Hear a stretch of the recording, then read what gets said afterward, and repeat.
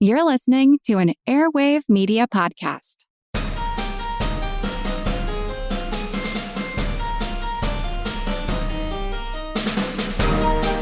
Hello, and welcome to Ben Franklin's World Revisited, a series of classic episodes that bring fresh perspective to our latest episodes and add deeper connections to our understanding of early American history.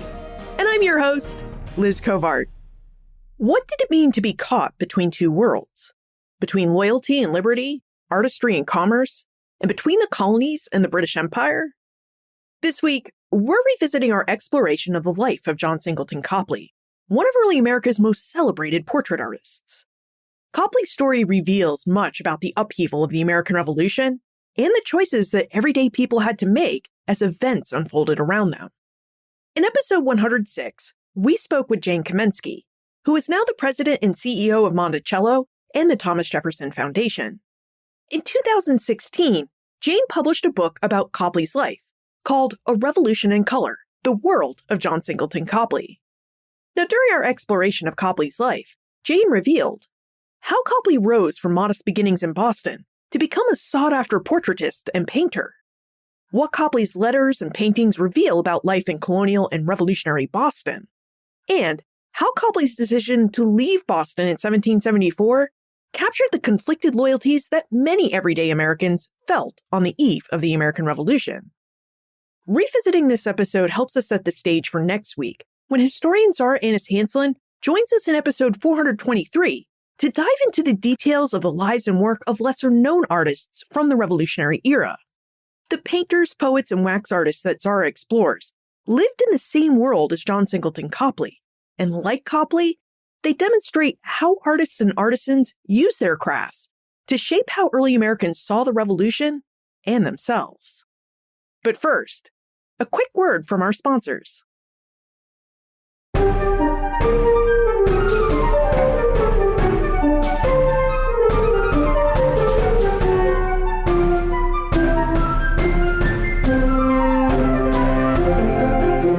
Joining us is a professor of history at Harvard University and the Carl and Lily Forsheimer Foundation Director of the Schlesinger Library at the Radcliffe Institute for Advanced Study. She's a historian of early America and the Atlantic world with a particular interest in the histories of family, culture, and everyday life. Today, she joins us to discuss details from her new book, A Revolution in Color, The World of John Singleton Copley. Welcome to Ben Franklin's World, Jane Kamensky. Hi, Liz. It's good to be with you. Thanks. John Singleton Copley is a figure who we associate with the American Revolution, but he isn't what we would call a founding father. Jane, what brought you to study Copley, and why do you find him so interesting? It's been a long road, Liz, as is the case with many books. I started out actually studying Gilbert Stuart. I had written a book called The Exchange Artist about speculation in early America, and Stuart painted the protagonist of that book in a kind of climactic scene in the narrative. And I started working on portraiture and speculation in the early American Republic, and particularly on the way that Stuart had helped to create the nation of faces that we all associate with the Revolutionary era. And I got a grant to study American and British art history, Anglophone 18th century art history in London in 2007, 2008. I was over working at the Courtauld Institute and started to place Stuart in the whole cohort of provincial Britons who had spent part of their training years in London on the eve of and during the American Revolution. So beginning with the first to arrive in 1763 with Benjamin West and extending through Copley and then Stuart and Matthew Pratt and Mather Brown and John Trumbull and a whole sort of busy cast of others who were there working in London in the generation that spanned the Revolution. And as I worked on that project, I realized that Copley was coming to speak for them all because he is the rare visual intellectual who left a large written corpus. I was very frustrated when I was working at first on Stuart that he had left very little behind. There are literally like 2 pages of an account book and a couple of receipts. And I remember saying to an art historian how frustrating I found this, that Stuart hadn't written more. And she said, is anyone ever frustrated that you don't paint more?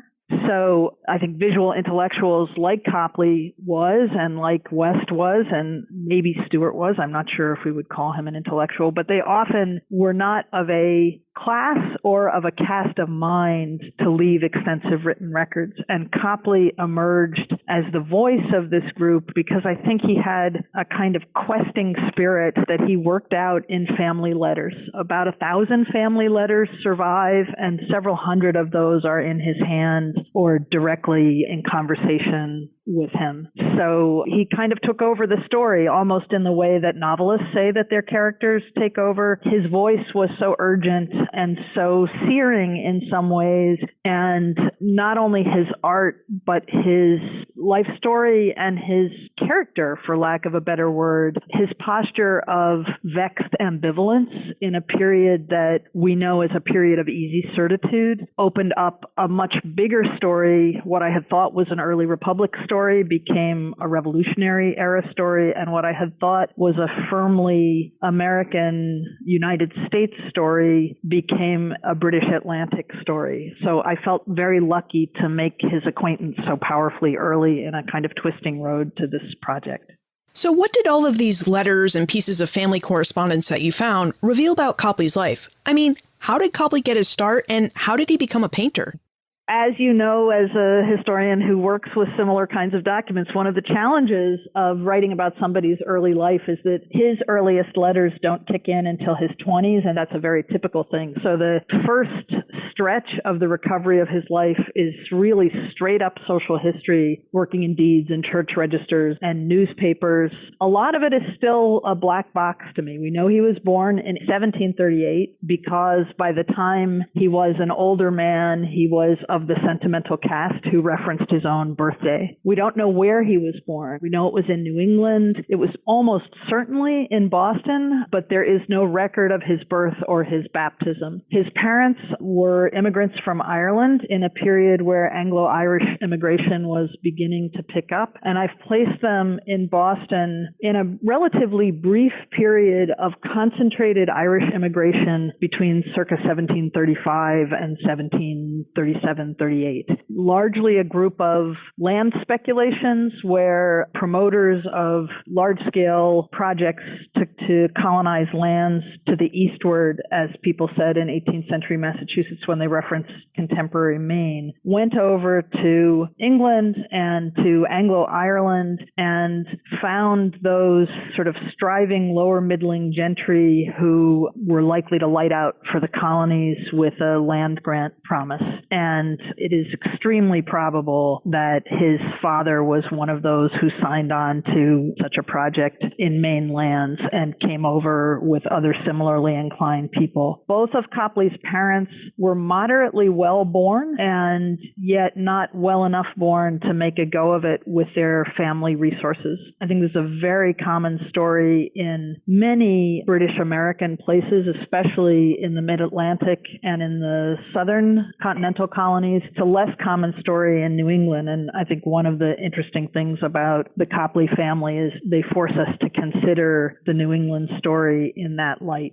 So his mother is, quite to the manor born in County Clare in Ireland. His father is born in Limerick, and yet they both wash up in the greater Massachusetts that includes what we would now call the Maine frontier. I know that Copley's father is here and alive in 1738. I know that he's still alive in 1741. He dies quite early in the story, likely considerably before Copley's mother remarried in 1748. One other thing about Copley's early life that I don't have through his eyes, but that as a social historian I came to think of as highly singular, he's an only child. And an only child in early modern times, especially in the, demographic oven of early New England, a place where families are large and life expectancies are nearly as long as they are until the 20th century. An only child is as rare as hen's teeth. I think man-woman couples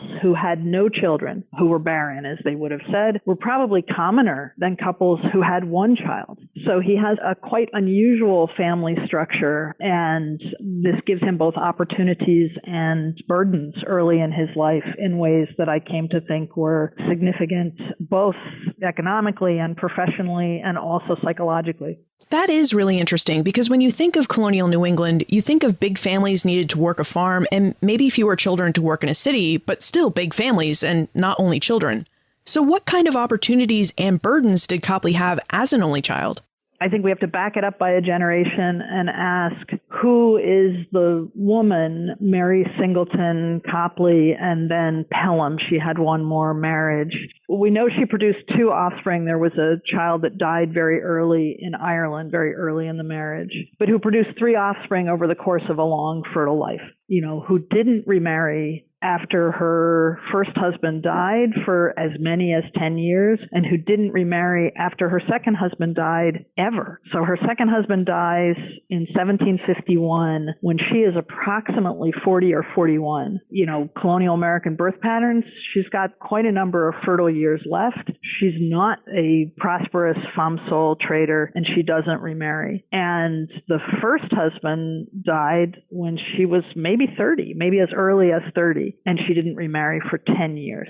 So she is quite a singular character. We know from Copley's letters that she has some kind of chronic infirmity. There's a lot of mother is as well as can be expected, or mother is a little better than she was the last time. I can see in her hands, many of her letters survived. She's literate. She's arguably more literate than her son. Her spelling is better, so she's probably had more education than Copley did. It doesn't look like a physical infirmity that affected her penmanship. So she's fragile in some way. And I think that is a burden on the young man who spends a chunk of time as an only son, solitary with her, very early in life, and then a more knowable interval of time from the age of 13 when her second husband, Copley's stepfather, dies, really as the natal family's sole support. There may be support from collateral kin that I can't quite see. So the opportunity, he doesn't have a lot of competition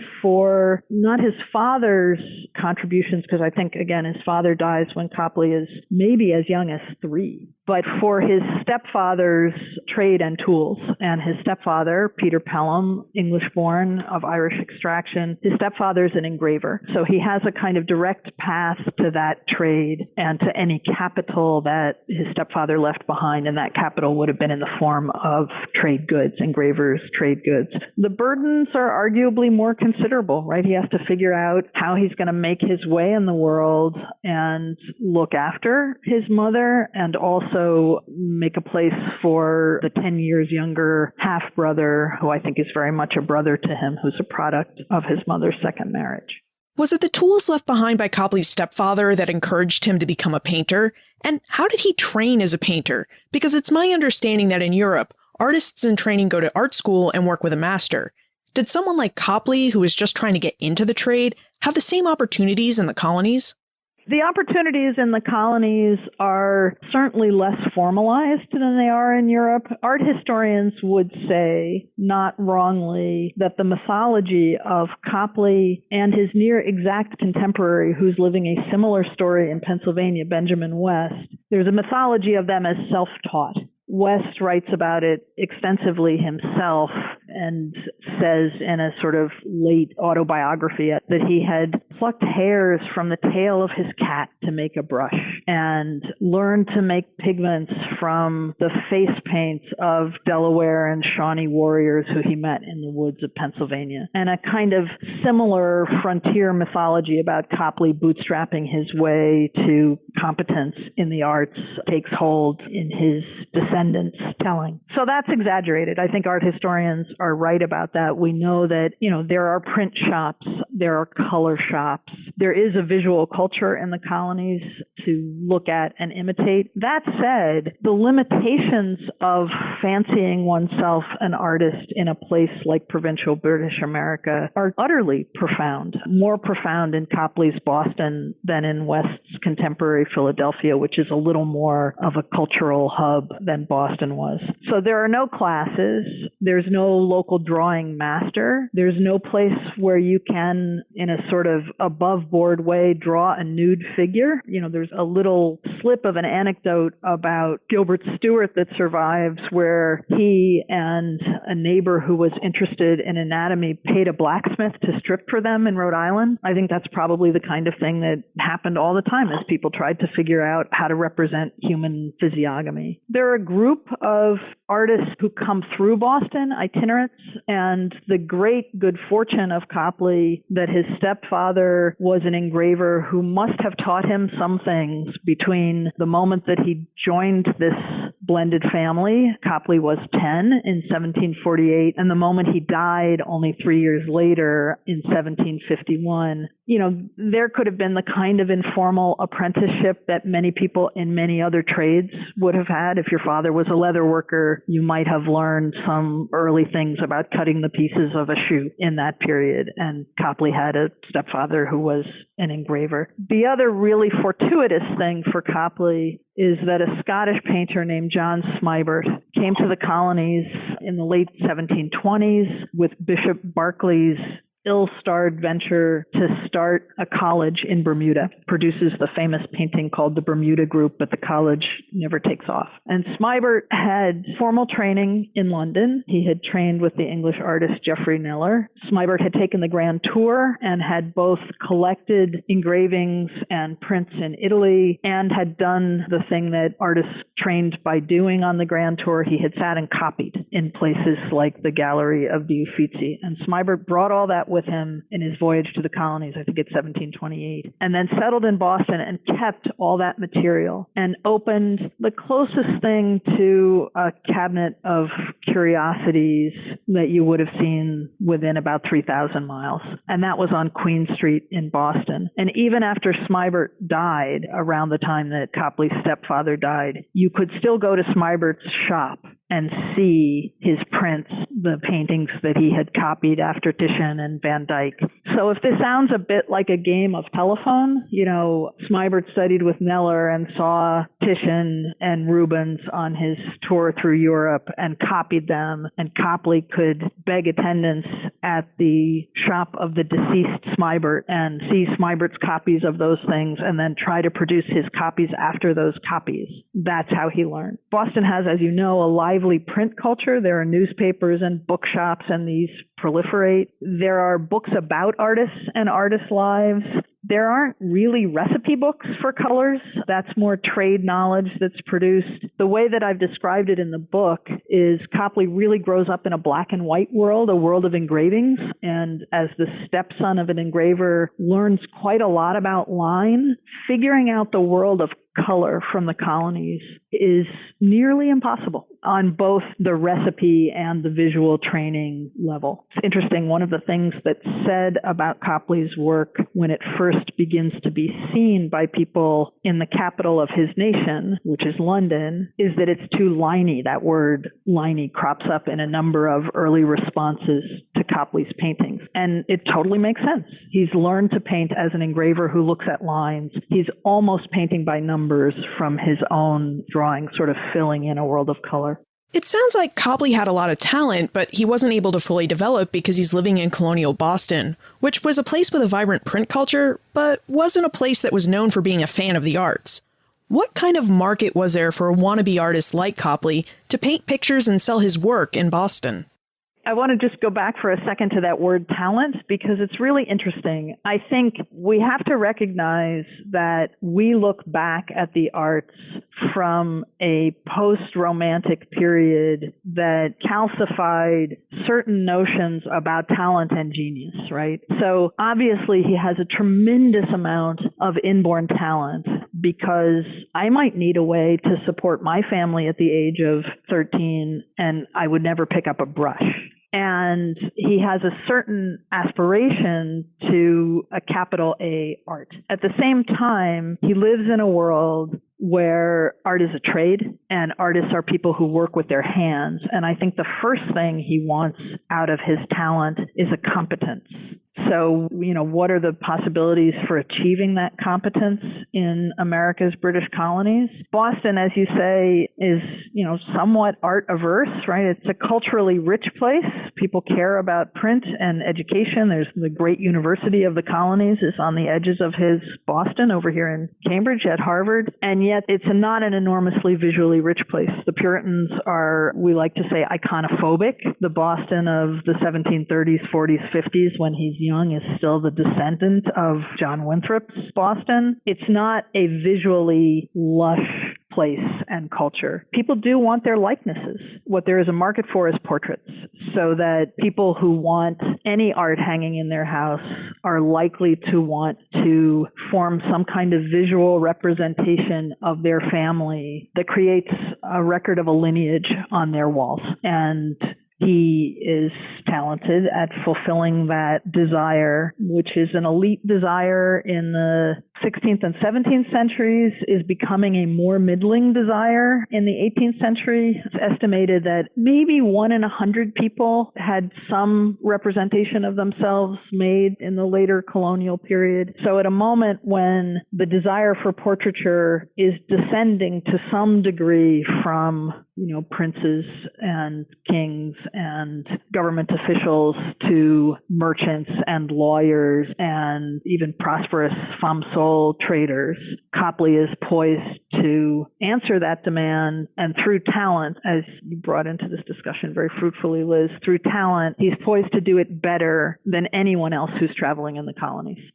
By the middle of the 7 Years' War, Smibert died, and Copley outclassed all of the local and itinerant talents as a man is to a boy. Like, he was just far and away the best painter who you could get to represent your likeness anywhere north of Philadelphia.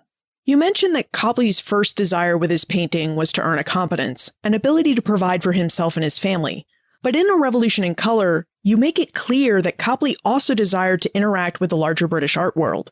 Would you tell us how Copley attempted to communicate and engage with this art world? Sure. And let me back up to the 7 Years' War just a little bit. So just to sort of sketch a timeline for our listeners, Pelham dies in 1751. Copley's 13. His earliest paintings survive from 1753 and 1754 and are quite crude juvenilia that is about the equal of anyone else painting at the time in terms of technical ability, and is rapidly ascendant. And by 1755 and 1756, when the French and Indian War that we know as the 7 Years' War, they knew as the Fourth Indian War, when it begins bringing imperial officials and soldiers in significant number to New England, Copley is there ready to paint those folks. And that's a trade. That's a good trade, painting soldiers' pictures. I spent a long time talking about these early military portraits that really no one has ever concentrated on very much because they're incredibly formulaic. They're genre pictures of men in red coats.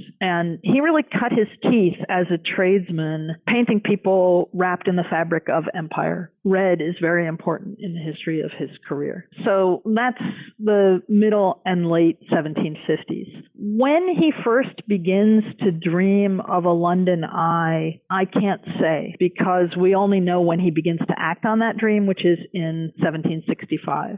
So in the year 1765, his road to a revolution in color begins at almost the self-same moment as the colonies' road, as what we look back on and think of as the colonies' road to revolution. In the spring of 1765, as Bostonians are beginning to rumble and grumble about the Stamp Act, Copley is working on a picture, what he would have called a picture with a capital P, in other words, an exhibition picture, no mere portrait, that becomes the small-sized canvas that we know as The Boy with a Squirrel, a picture of his half-brother, Harry Pelham. He ships that to London in September of 1765, just inside of 2 weeks after Thomas Hutchinson's house has been torn apart in the Boston Stamp Act mobs, ships it through a network of sea captains with whom he must have had a lot of contact. You know, you can sort of hear in the background of the correspondence that this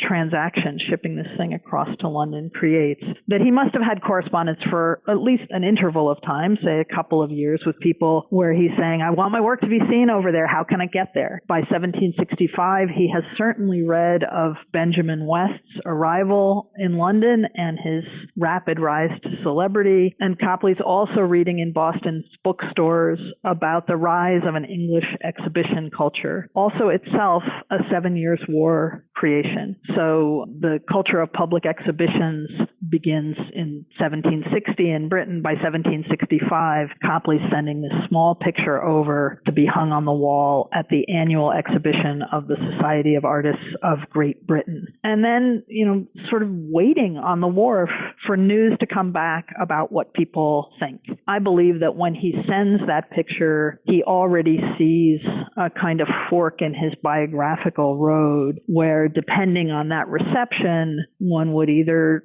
stay and keep painting to achieve the competence that he's achieved, or make a more ambitious journey to the center of the nation he knows, so make a journey east to London. And the news comes back almost a full year later. It's late in 1766 when he hears about the reception of the painting, and that's when he begins to reckon this decision on paper in earnest in ways that we can directly hear it. But he must be thinking about it, 1763, 4, 5, sort of screwing up his courage. I think the man never acted precipitously in his life.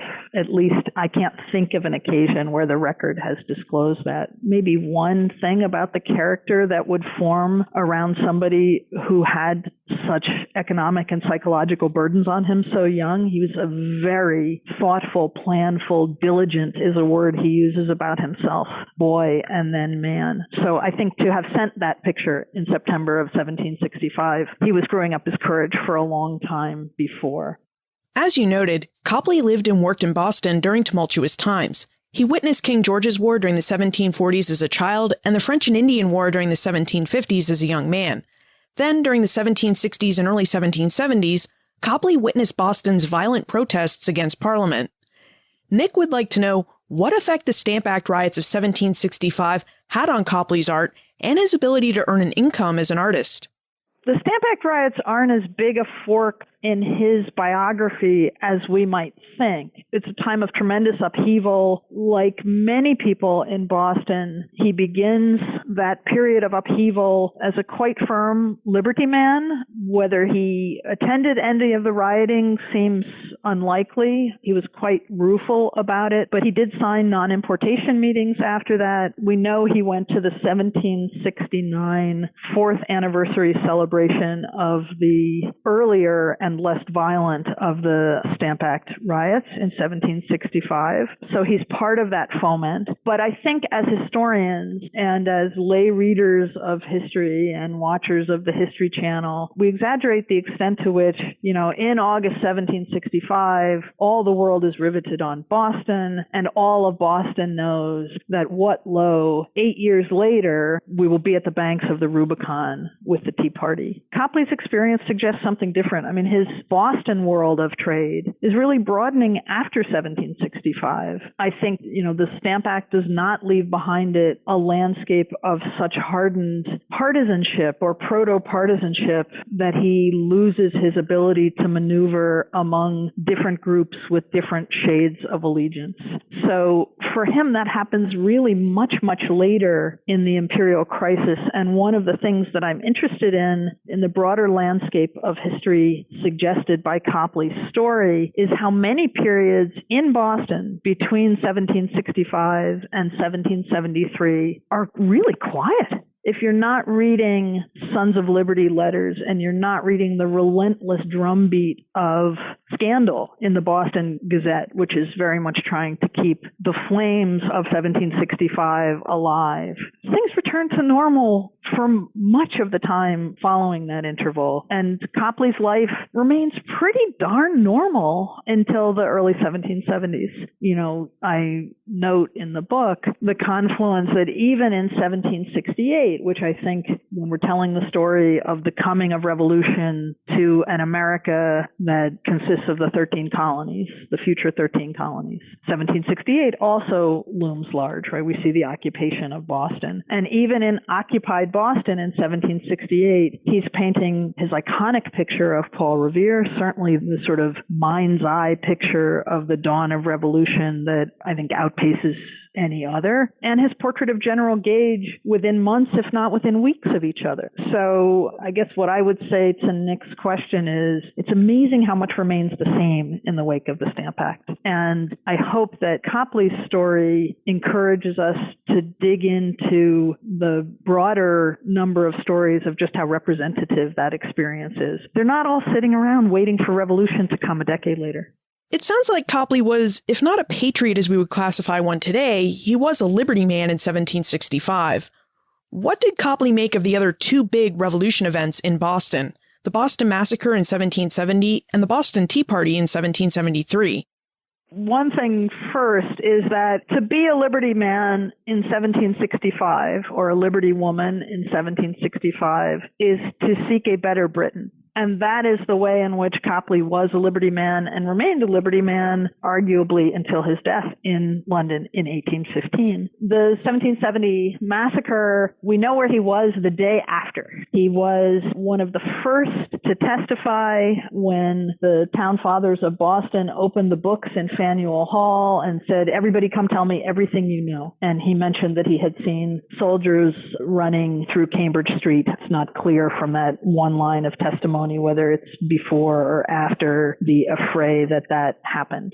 His baby brother, 10 years younger, so in 1770, he's still a strapling of 20 or 21. He was a hot Liberty man in 1770, and he engraved a representation of the massacre called The Fruits of Arbitrary Power. This is Henry Pelham. Paul Revere stole it, and Paul Revere's iconic engraving of the massacre takes Pelham's drawing and pirates it very successfully as an engraving. So we know that at that moment, the Copley family was appalled by the excesses of the way that the killing on King Street unfolded that night. And then, as it did for most people, in 1771 and 1772, it gets quite quiet again. He's not living a hotly political life. He and his young wife go to New York in 1771 and, to a certain extent, replicate his 7 Years' War experience, painting the many soldiers and imperial placemen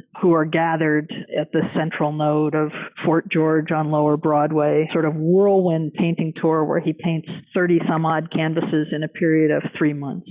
Returns to Boston, and things stay quiet through 1771 and 1772, and he begins to toy again with the idea that he will go to London for a season. It seems entirely possible at that time that one would travel for trade and come back, as many merchants did, and as Copley in his elevated trade as a painter is contemplating doing. The thing that winds up really mucking with that plan are his wife's kin. In 1769, late in 1769, so some months before the massacre, he married Susanna Farnham Clark, who is the daughter of an Indies merchant, a man named Richard Clark, who sold whatever sold well. He sold Carolina goods. He sells a lot of indigo and rice.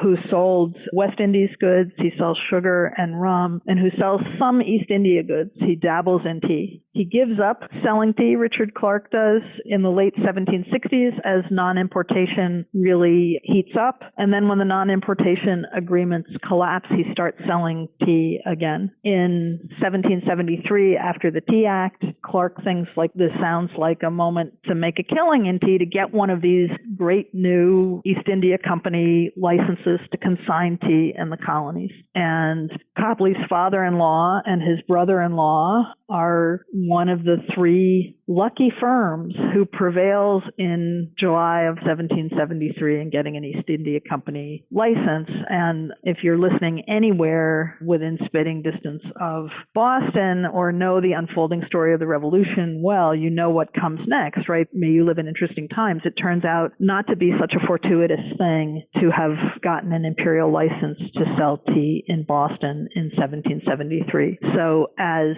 ships begin to approach the colonies that carry consigned East India Company tea that fall, Copley's family politics really put him on a line that has itself become much sharper between patriotism and loyalism. It's curious, as you note, that Copley had been planning his trip to London, and then the Boston Tea Party takes place. He has relatives who are tea consignees who were basically persona non grata in Boston in December 1773, and then all of a sudden, Copley decides, I'm going to London. Would you tell us how Copley ended up in London after the Tea Party and what he did during his time there?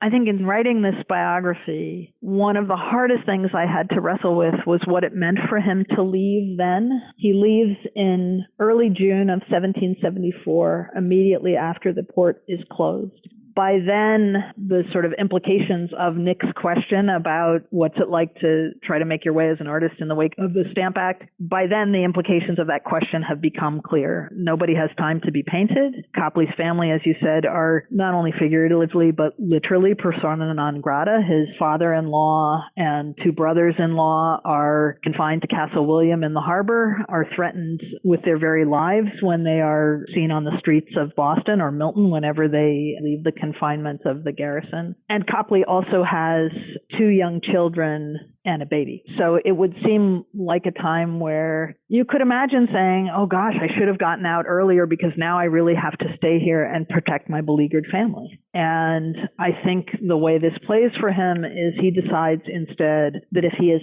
ever going to go, it had better be then. And it's not clear when he leaves in June of 1774 whether he imagines that he will come back or not, because one of the things I confronted in this book again and again is being forced to remember that he only lives life forward, right? We know what happens next, but he doesn't.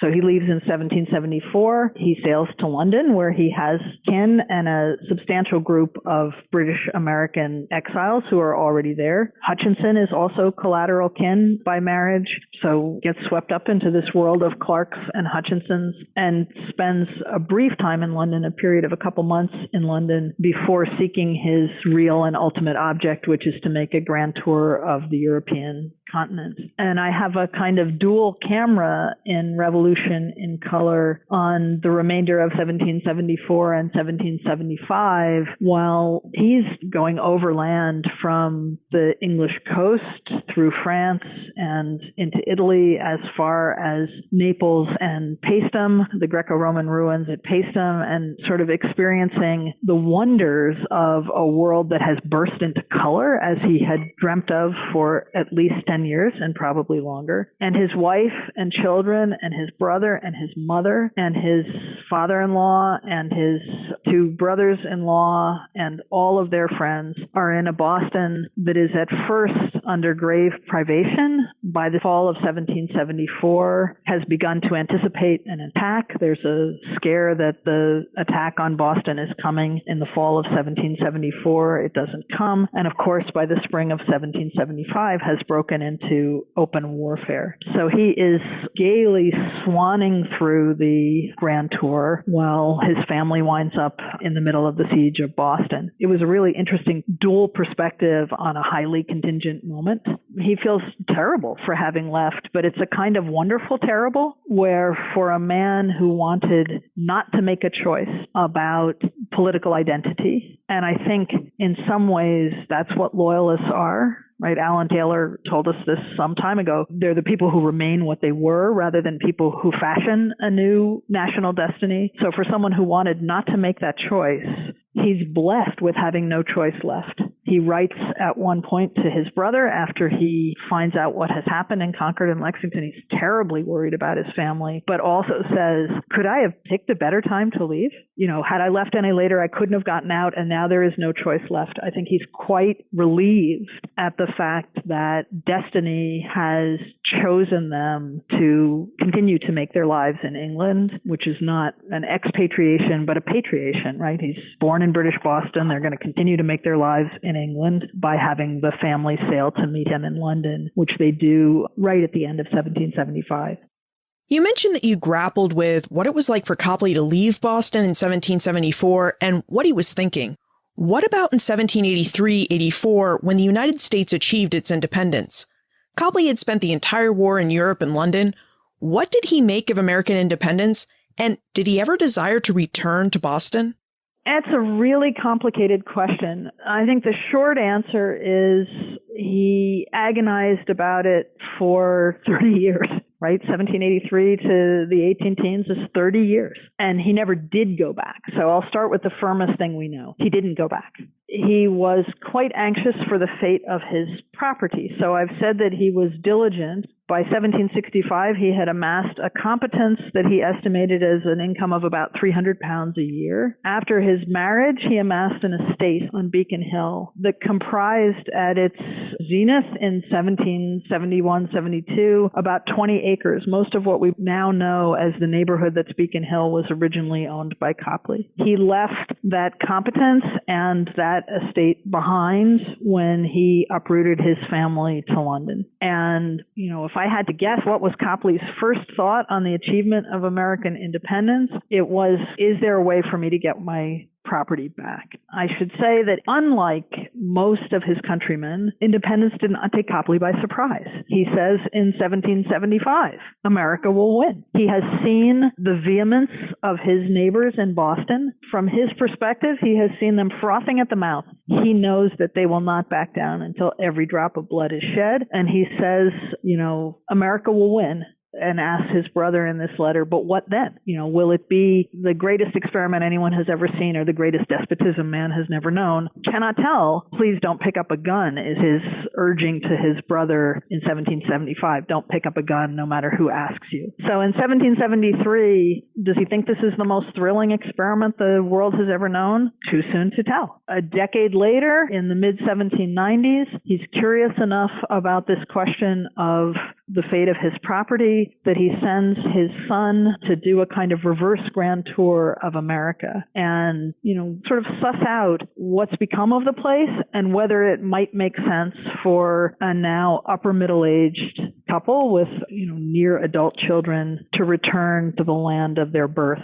I think his responses to the United States later in his life are chiefly conditioned by the ongoing state of war in Britain. So it's not coincidence that he takes up this question in writing in 1794, right? The Napoleonic Wars are making London seem intermittently precarious, and one begins to think of America. He follows, and his other compatriots at the Royal Academy in London follow the fortunes of the arts in America, and by 1794, the post-war depression in the colonies, in the former colonies, is giving way to the incredible dynamism of the economy of the early American Republic.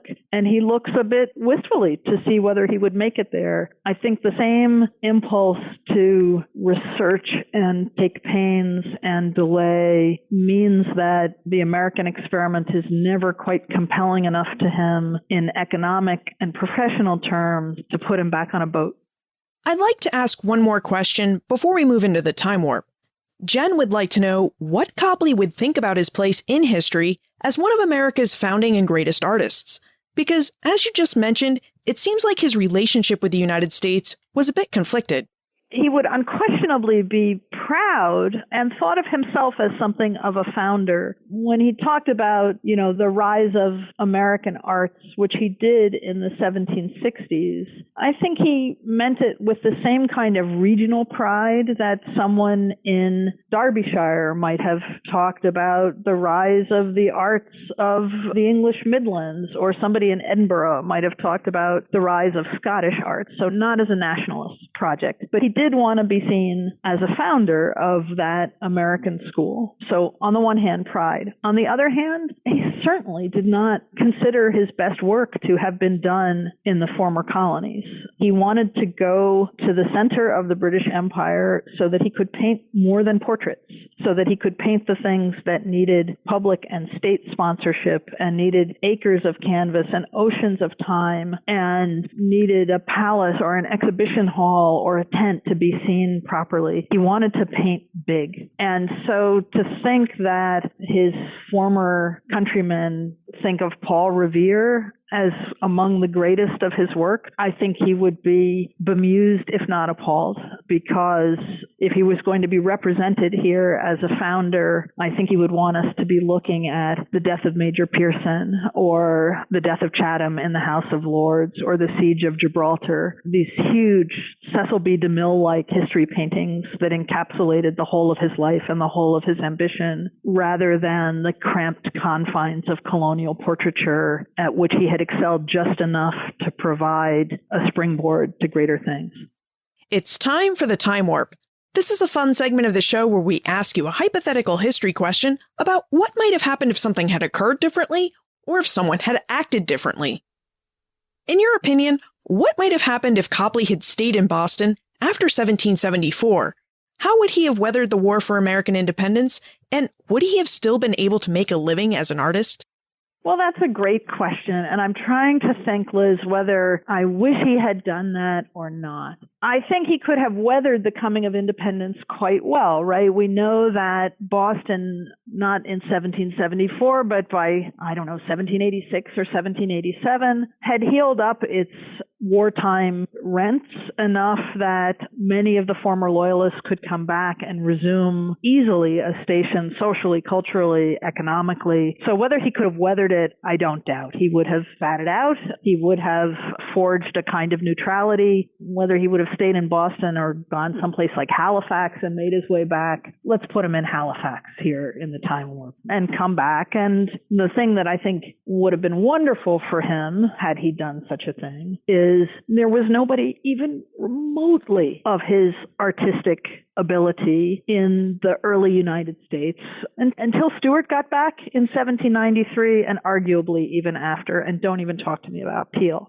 So he would have had a much more economically viable late career had he been in the United States. There's just no question. Another way to ask this question is, what if Copley had painted Washington? He's the only British American artist of his cohort that does not ever paint George Washington. What if it was Copley's Washington we were looking at instead of Stuart's? I think it would have been a much more deeply insightful portrait. We could have a much less wooden face of the early republic if Copley had been here painting. On the other hand, I don't see how he would ever successfully have painted the upper reaches of the ladder of artistic genres had he not left the United States, right? How would he have learned to paint history, to arrange multiple figures in space? I think not only could he not realize fully his artistic ambitions in the colonies, he couldn't really even see what his ambitions were. So if you look at Copley's mature history paintings, Death of Pearson, Death of Chatham, and you put them against what John Trumbull did with the signing of the Declaration and Battle of Bunker Hill, you see some of what Copley would have given up by staying. And Trumbull, of course, had some season of training in England. He just didn't stay there. So I think he could have saved his pocketbook at the cost of his art. Charles Willson Peale aside, what project are you working on now that you've revealed the color of Copley's revolution? I am toying with a couple of different things, and I'm not fully committed to a new project yet. I think I am likely to leave the colonial period for an interval and do something much more contemporary and much more tied for my next project to the collections of the Schlesinger Library. There are a couple of small projects that I want to do by way of tie-up that come out of the Copley book. I have some King George's War era things that I may like to get back to, but I think next I may land in the 1970s. Where is the best place to look for more information about you and how we can contact you with our questions about John Singleton Copley? You can find me at my webpage at the Harvard History Department, and my email contact information is there, and I hope people do have questions.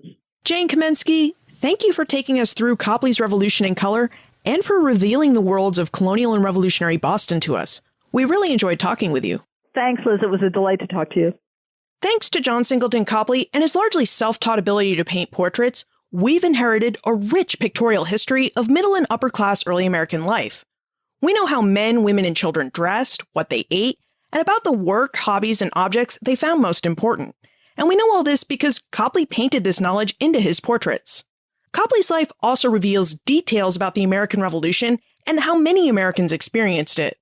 Like Copley, most Americans didn't necessarily participate in the revolution or its events.